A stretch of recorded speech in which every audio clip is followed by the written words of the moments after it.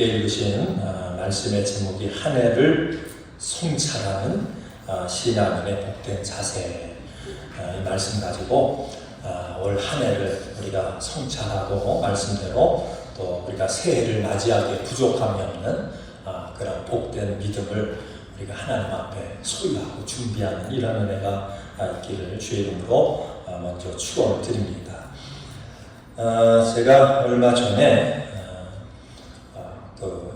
카톡으로 여기 보니까 건강하게 사는 방법, 그 다음에 얼마나 오래 사는지 통계 그렇게 해서 카톡으로 하나를 받았어요. 그런데 제가 이걸 보면서 많은 생각을 했습니다.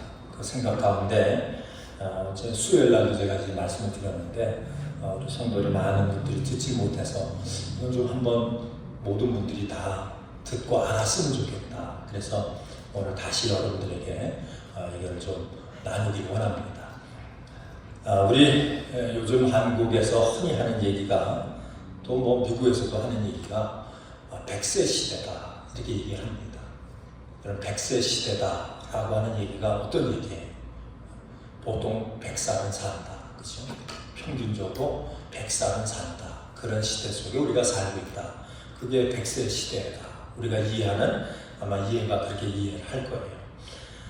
그런데 이제 한국 통계청에서 이제 생존 확률 이거를 이제 조사를 해서 발표를 했는데 요즘 70세, 그러니까 70세가 되면 어느 정도 생존을 하느냐 그 확률을 얘기하기를 70세가 될 때에 86%가 사는 70대는 86%가 이제 세상을 떠나지 않고 이제 살아있다.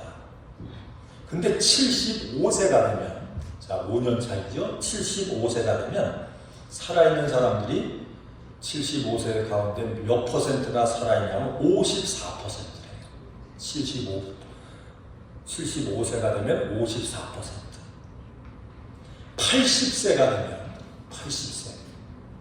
그러니까 80세 넘으신 분도 여러분도 계시고 한데 80세가 되면 생존 확률이 30%. 그러니까 80세의 70%는 이미 빠이하고 세상을 이제 떠나신 분들이에요. 85세가 되면 85세가 되시면 생존 확률이 15%.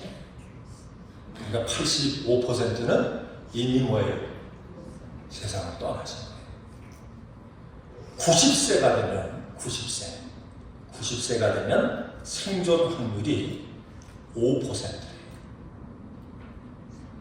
그러니까 90세가 되셔서 세상 안 떠나시고 사시는 분들은 상위 5%예요. 우등생들이에요. 자, 근데요, 99세, 한국의 99세 나이가 드신 분들을 조사했더니 몇 명이 살아계신지 아세요? 100세 시대예요. 그럼 100세 시대면 반수 이상 살아야 될 거 아니에요, 그죠? 자, 근데 99세가 되신 분을 조사했어요. 몇 명 살아계신가? 자, 이거 맞추시면 오늘 제가 맛있는 거 사드릴 테니까 한번 맞춰보세요. 몇 명 정도 살아계신 분? 685명? 틀렸어요. 들으신 것 같아요. 몇 명 정도 살아계시나요? 네? 우리 장모님은 아주 그냥 깎아가지고 250명. 참 제가 이거 보면서 100세 시대라는 말은 그냥 우리 소망이구나 그런 생각을 했어요. 몇 명이 살아계시냐면 648명.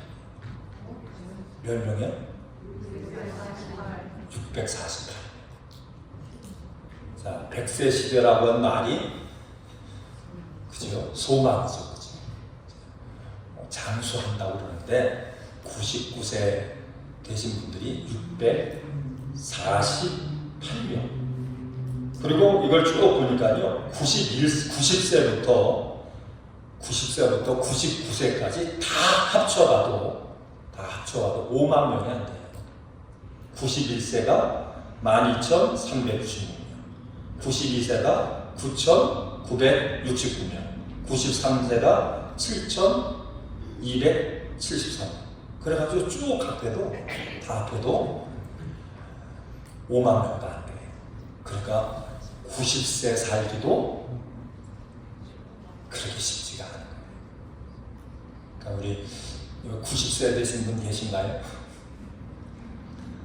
90세 거의 이제 가까우신 분 계신데 90세 넘으신 분은 안 계신 것 같아요. 85세 이상 사신 분들, 85세 이상 사신 분들 한번 대단하십니다. 한번 박수 한번 쳐주세요.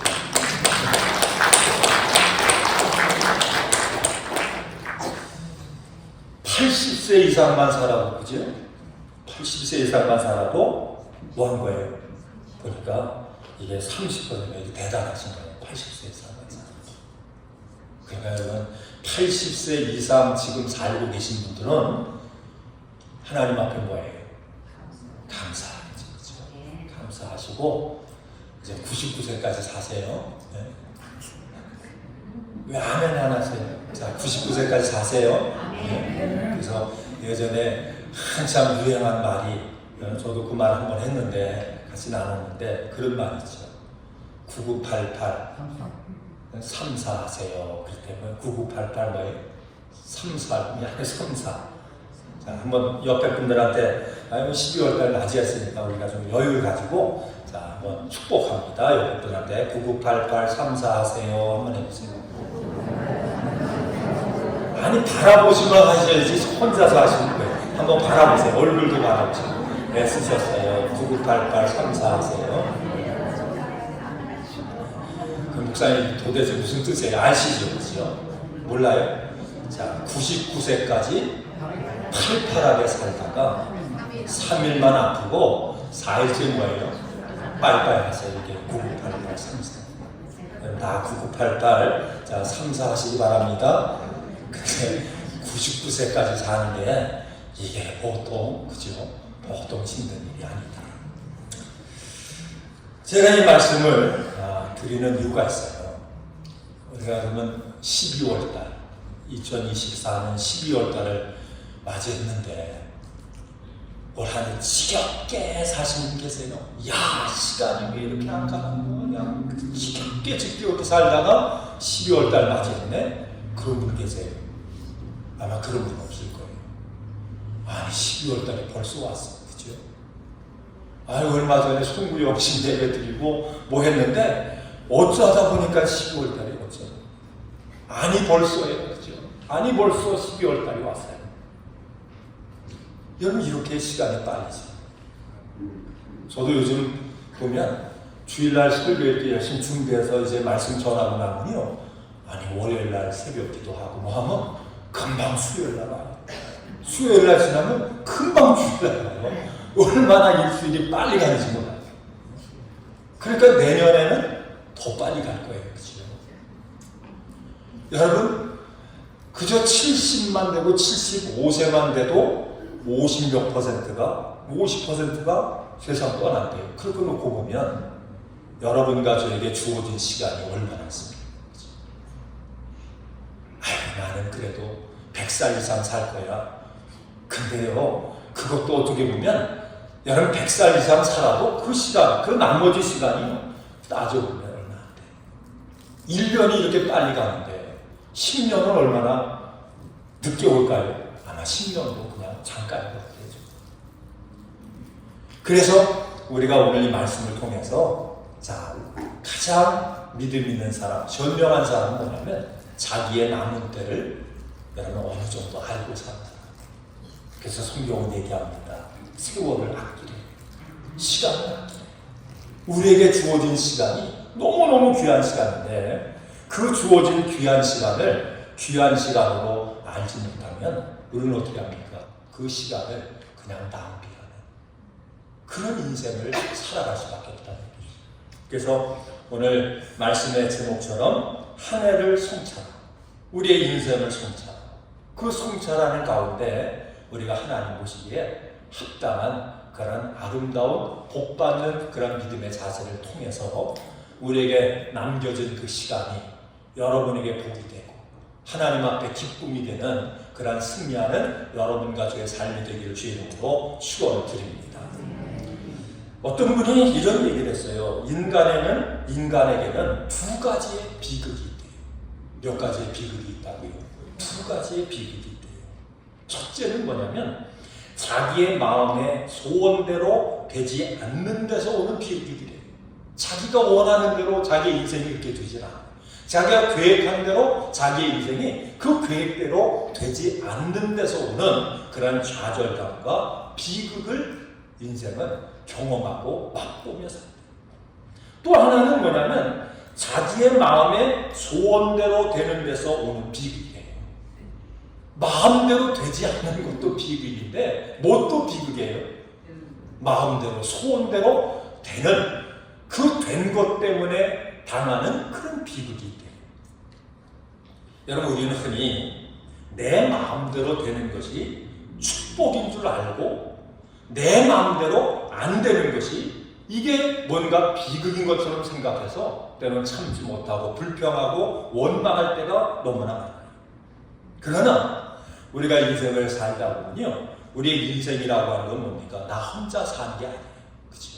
나 혼자 사는 것이 우리의 인생이 아니다. 이런 것을 깨닫게 되는 거예요. 그래서 나 혼자 사는 인생이 아니기 때문에 우리가 살아가면서요, 내 뜻대로 되는 것보다, 할 수 있는 것보다 내 뜻을 뭐해요? 포기해야 될 때가 많다는 것을 우리가 깨닫게 되는 거예요. 내 뜻대로 되는 경우보다 되지 않는 데가 더 많다라고 하는 사실을 뭐 때문에요? 같이 더불어 사는 것 때문에 이거를 깨달을 때가 많아요. 그것을 우리가 체험할 때가 많아요. 여러분, 살다 보면 그래서 안 되는 일이 많아요. 왜 안 되는 일이 많은지 아세요? 인생은 같이 사는 거기 때문에. 또 안 되는 일이 많기 때문에 뭘 합니까? 자기의 부족함을 알아요. 자기의 부족함을 알기 때문에 때로는 뭐예요? 더 노력하고 더 열심히 해야 하는 것이 그게 인생의 한 방편이다, 한 부분이다, 이런 사실도 깨닫게 되는 거예요. 여러분, 또한 내 뜻대로 다 되면 여러분 그것으로 만족할 것 같지만 인간의 욕망에는 뭐예요? 한계가 있는 거예요. 그죠? 이것 되면 저것 되고 싶고 저것 되면 또 다른 것 되고 싶고 그럴 때마다 인간에게 만족이 없고 항상 뭡니까? 그 욕망 때문에 부족하다라고 하는 사실을, 한계가 없다는 사실을 깨닫게 됩니다. 그래서 우리가 인생을 살면서요, 노력 없이 쉽게 얻어지는 것이 축복이 아니고 어떤 때는 그것이 도리어 우리의 불행이 될 때도 있습니다. 자, 그러면 오늘 이 말씀을 통해서 어떻게 우리가 믿음 안에 사는 것이 복된 삶, 복을 만들어가는 삶, 그 다음에 하나님 앞에 기쁨이 되는 그런 삶을 살아갈 수 있는가 하는 방법을 오늘 이 본문을 통해서 우리에게 말씀해요. 오늘 이 본문을 통해서 보면 우리가 복된 그런 성도의 삶을 살기 위해서는 가장 먼저 여러분이 해야 될 게 있어요. 그게 뭐냐면 자기 성찰. 뭘 하자고요? 자기 성찰. 자기를 돌아보자라고 하는 얘기입니다. 여러분, 날마다 자신의 과거를 돌아보고 또 자기를 성찰하는 삶이 우리가 하나님 앞에서 복된 삶을 살아가는 그런 모습이라고 얘기해요. 여러분, 한 해를 우리 12월달을 맞이해서 한 해를 한번 돌아보세요. 이 한 해를 돌아보면서 누구를 봐요? 내 자신을 한번 성찰해보세요.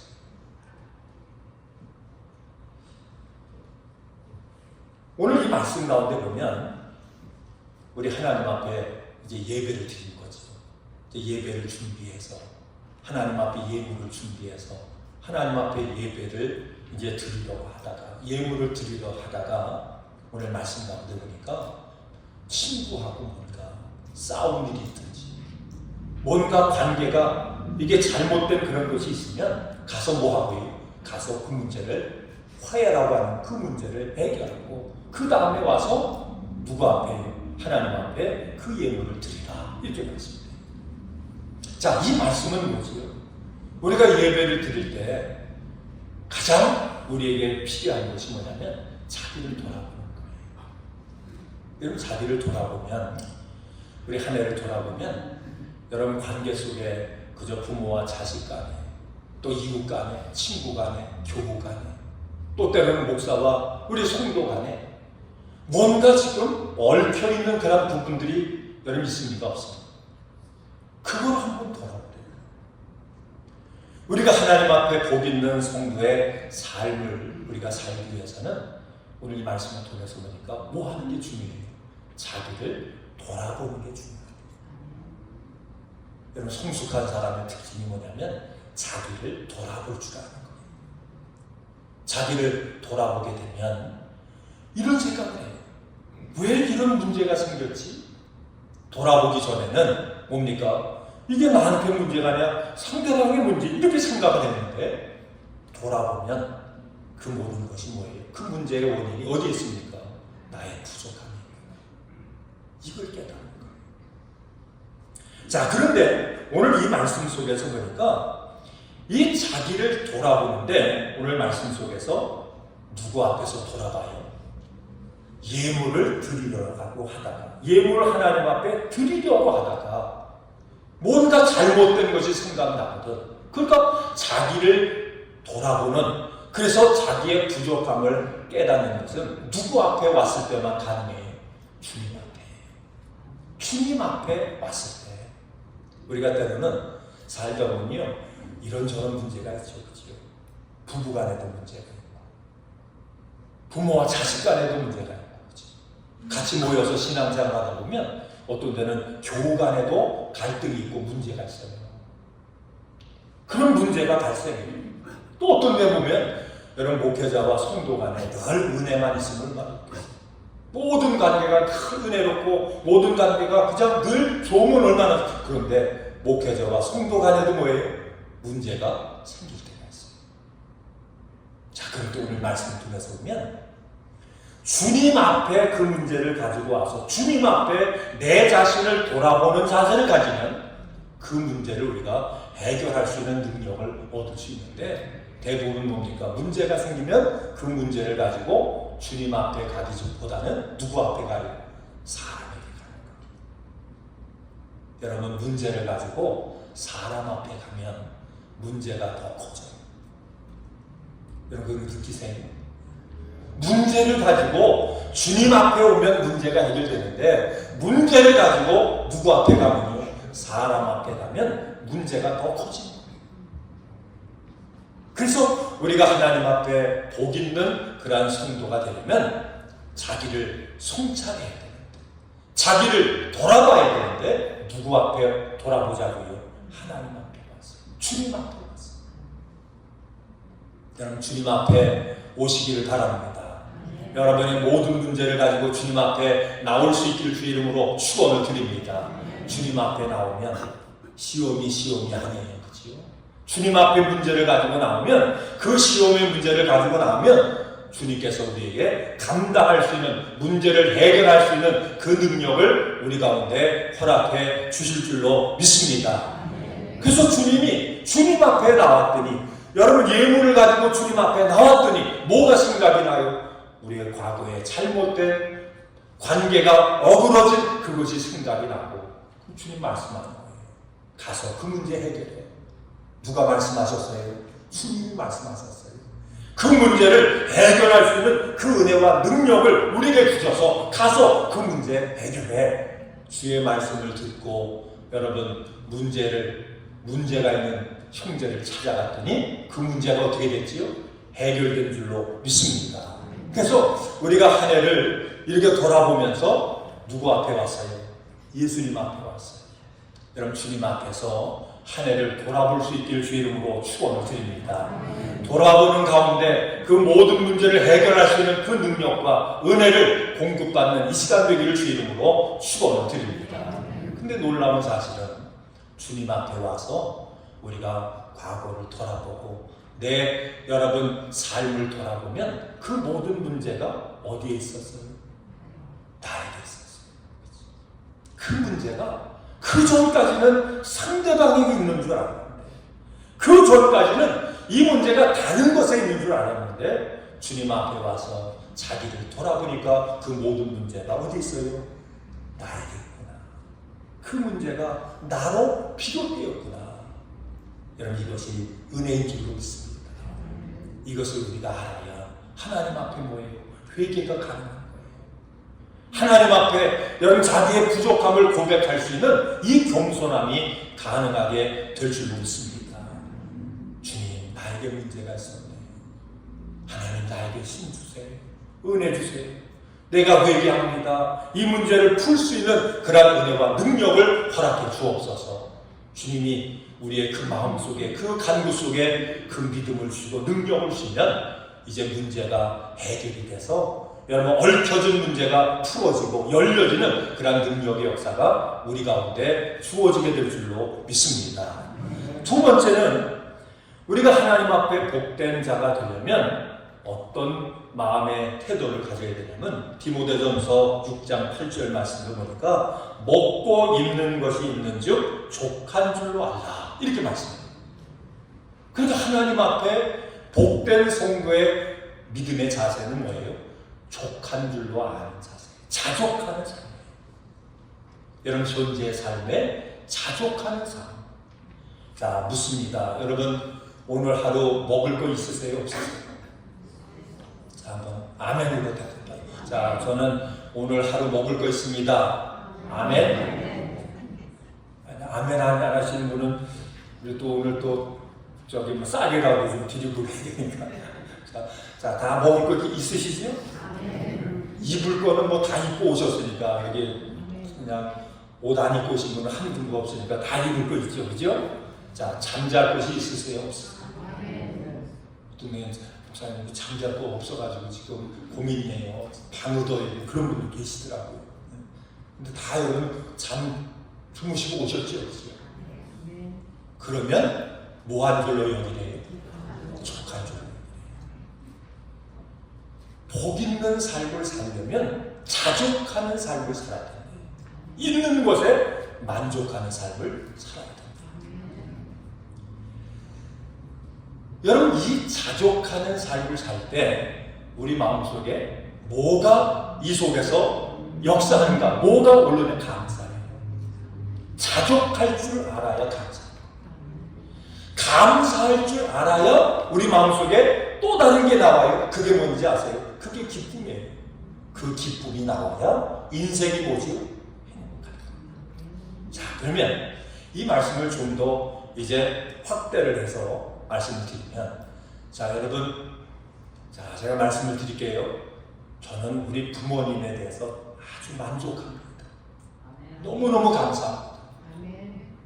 그러신 분만 합니다. 아멘 소리가 별로 없으세요. 자, 우리 결혼 안 하신 분들은 빼고요. 결혼하신 분, 저는요, 남자분들한테 볼게요. 제 아내가요, 세상에서 제일 아름답고 제일 귀하고 제 아내 만난 것 때문에 저는 너무너무 행복하고 마음이 째집니다. 그런 분이 계세요. 아멘. 아니, 왜 아멘 안 하시는? 큰일 났네. 자, 그러면 남자분들한테만 물어보면 불공평할까요? 여자분들한테 묻습니다. 저는 우리 남편 만난 게 인생에 있어서 최고의 축복입니다. 아멘. 아멘. 여자분들은 그래도 그런 분이 계십니다. 자족한다라고 한 말이 뭐냐면 내 부모에 대해서 뭐예요? 감사할 줄 아는 거예요. 그 부모가 훌륭하고 뭐하기 때문에 감사한 게 아니라 그냥 내 부모이기 때문에 뭐예요? 감사하고 만족하는 거예요. 자족하는 거예요. 아내를 향해서 마찬가지, 남편을 향해서 마찬가지, 자식을 향해서 마찬가지. 그 자식이 내가 원하는 대로 뭔가 잘 됐기 때문에 만족한 게 아니라 그 자녀가 부족해도 누구의 자녀인 것 때문에 내 자녀이기 때문에 감사하고 만족한 거예요. 목사님들도 마찬가지예요. 여러분의 목사가 어떠세요? 목사 바꾸고 싶으세요? 아니요. 그럴 때 있잖아요. 막 끄집어내고 뭐 그런데요. 그런 일들이 있다고 여러분 들었죠, 그죠? 그러면 목사 입장에서는 여러분이 만족할까요? 안 만족할까요? 근데 왜 반하신 것 같아요? 그러니까 부족하거나 그냥 그죠. 우리 교회 목사님이니까 그죠. 저는 만족합니다. 우리 교회 성도니까 주님 와서 만나게 해주셨으니까 뭐예요? 만족하고 감사하고 기쁘고 모든 게 다 은혜입니다. 이것이 뭐예요? 이것이 하나님의 은혜와 복을 받는 성도의 마땅한 자세입니다. 그러니까 이 자족하고 이 만족하는 마음이 없으면 우리 마음속에는 감사가 없다는 얘기예요. 뭐에 감사해요? 무언가 자기가 원하는 대로 바꿔줘야 감사한 거예요. 우리가 대부분 잔소리가 뭔지 아세요? 왜 그렇게 안 하냐? 왜 내가 원하는 대로 안 하냐? 이게 다 뭡니까? 그러다 한 번 해도 안 들고 두 번, 10번 해도 안 들으면 이건 뭐예요? 소망이 없다. 결국은 뭐냐면 모든 사람들이 자기가 원하는 대로 이게 다 비극이죠. 그지요? 자기가 원하는 대로 안 돼서 비극이고 그러니까 자기가 원하는 대로 그것이 안 되면 그것이 사람이든지 환경이든지 뭐든지 그대로 안 되면 대부분의 사람들은 여러분 감사하지 않고 뭐예요? 절망, 불평하고 원망한다.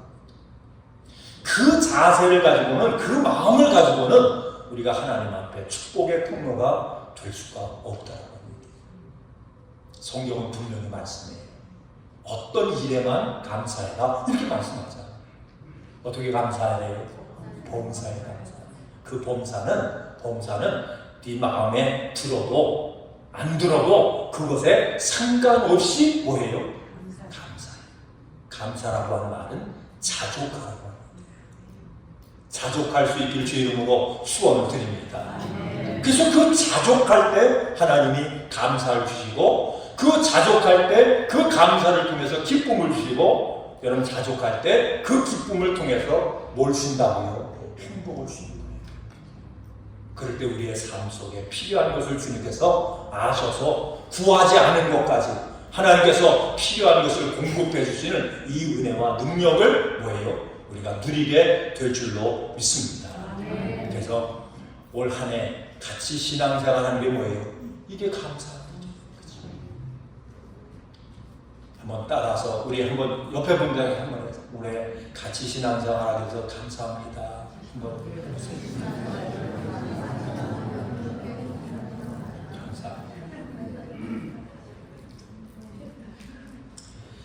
그래서 여러분 감사와 자족의 삶은 기쁨과 여유와 복을 더하는 삶이에요.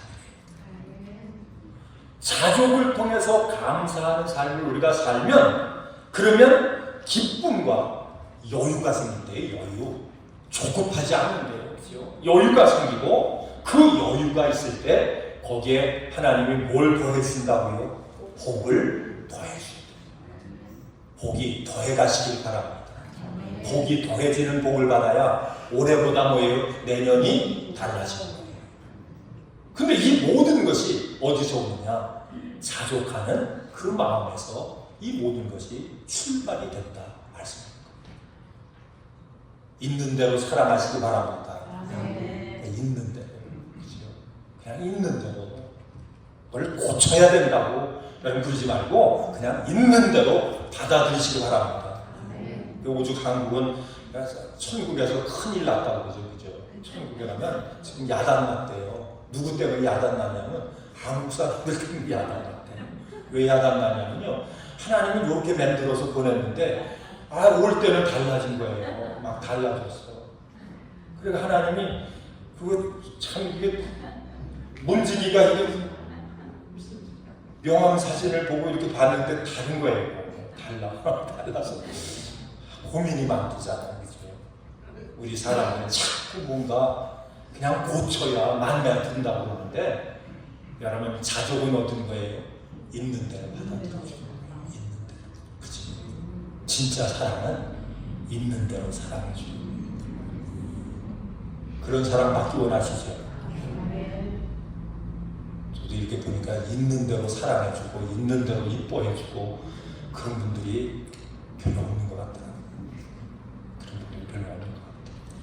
그래서 엄마 만나면 편하고, 그죠? 엄마 만나면 편하죠, 그죠? 내 새끼 제일 이쁘다고 그냥 다 공평하잖아요. 얼마나 다 엄마 있으니까. 못된 엄마는 뭐예요?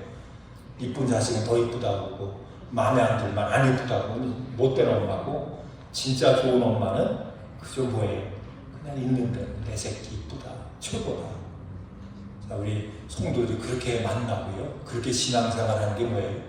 그게 기쁨이에요, 행복이에요. 그래서 제가 오늘 이 말씀을 이렇게 나누면서 그런 생각을 해요. 내년에는 그냥 우리 교회 오면 서로 뭐 해주자, 서로 이뻐해주자. 내년에는 목표가, 표가 그거 했으면 좋겠어요. 만나면 이뻐해주자. 이쁨을 못 받으셔서 그런지 다 그냥 저를 바라보시는 게 좀 이상하신 것 같아요. 한번, 자, 우리 내년에는 이뻐해 줍시다. 한번 하세요. 아유, 얼마나 이뻐요, 그죠? 아유, 권사님 너무너무 이뻐요. 우리 송 권사님도 이쁘고, 우리 이 권사님 너무너무 이뻐요. 그냥 이뻐해 주자. 교회 오면 뭐 받아요? 교회 오면 이쁨 받으면 좋잖아요, 그죠? 아유, 너무 이뻐요. 너무 사랑스러워요. 그래야 신날 거 아니에요, 그죠? 교회 오면 그래야 은혜가 충만할 것 같아요. 주님이 그렇게 말씀하는 것 같아요. 내년에는 같이 뭐 해주자고요? 이뻐해 주자. 집에 가면 구살이 막아도 교회 오면 뭐예요? 교회 오면 이뻐해 주면 교회 오고 싶잖아요. 그렇죠? 자, 얼굴 피세요. 너무너무 이뻐요. 그렇죠? 한번 다시 한번 연습 한번 해드리겠습니다. 자, 한번 연습합니다. 자, 옆에 분들한테 자, 얼굴 한번 보세요. 얼굴 보고, 아유, 너무 이쁩니다. 너무 이뻐요.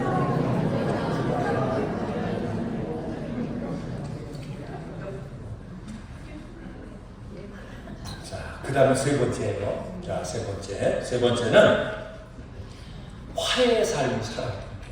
무슨 삶을 살아요? 화해. 용서와 화해의 삶을 살아. 그래야 우리가 하나님 앞에 복 있는 사람이 되는데, 여러분 요한복음 13장 34절 보니까 주님이 우리를 사랑하셨는데, 주님이 우리를 사랑하신 같이 어떻게 해요? 서로 사랑해요. 근데 그 사랑을 어떻게, 예수님이 나를 사랑해 준 것처럼 우리도 서로 사랑해요. 이게 용서예요. 주님이 우리를 용서해 주신 같이 뭐해요? 서로 용서하고, 주님이 우리의 화평 되신 같이 서로 뭐해요? 화해하고 화평하는 삶을 살아요. 여러분, 이 삶을 성경은 뭐라고 얘기하냐면 서로 허물을 뭐하는 삶이에요? 덮어주는 삶. 여러분, 친구가, 세상에 가장 귀한 친구가 어떤 친구인지 아세요? 내가 하고 싶은 말을 다 했는데도 그 말을 듣고 뭐예요? 그 말을 지켜주는 친구. 그런 친구가 있으세요? 없으세요? 그 친구가 가장 우리에게 필요한 친구. 우리는 믿거나 얘기했는데 며칠 지나면 뭐예요? 다 알아.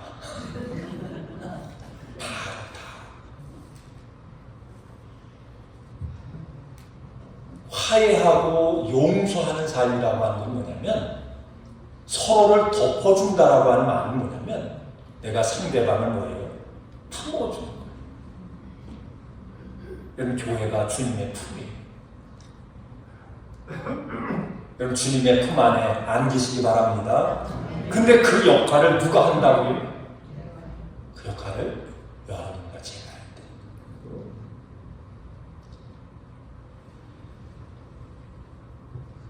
그러면서 성경은 말씀합니다.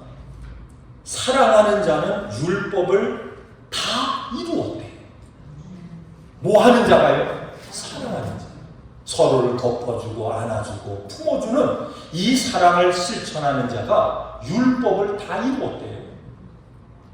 그러면서 또한 얘기하기를, 여러분 마태복음 16장 15절 말씀 보니까 용서하지 않으면 뭐가 없냐면 용서가 없대요.